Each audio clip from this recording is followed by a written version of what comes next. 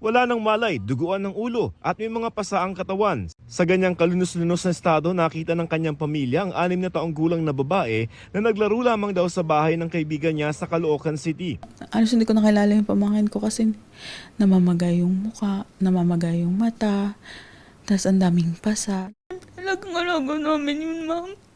Kaya sobrang sakit na ganun yung gagawin niya. Hindi. Ayon sa pulisya, nanay ng kalaro ng biktima ang nanakit sa bata.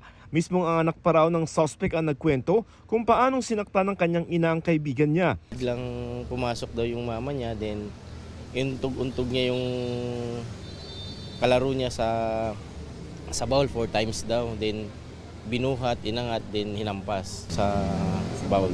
Ay pagkakita sa akin, Tito Jess, yung sinaktan ni mami ng ilang beses.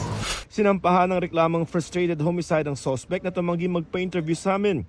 Hindi rin daw siya sumasagot sa tanong ng mga investigador kaya hindi pa nila alam kung bakit niya ito nagawa. Yun ang tinitignan pa rin natin ngayon, bakit niya nagawa ron sa bata. Kung ano man yung dahilan niya, for me, hindi reasonable yun to do that sa pamangkin ko. Baby ko yun. Baby namin yun. Sobrang sakit.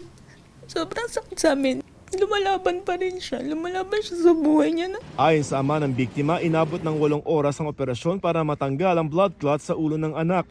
Nananatili siya sa intensive care unit pero maganda raw ang kondisyon. Nabunutan po ako ng tinik na first baby ko po kasi. Good condition na po siya. Sana magtuloy-tuloy po. Kasi kinahanap na po kami lahat kanina. Gusto niya na daw po umuwi. Para sa GMA Integrated News, ako si Joseph Morong, ang inyong saksi. Mga kapuso, maging una sa saksi. Mag-subscribe sa GMA Integrated News sa YouTube para sa iba't ibang balita.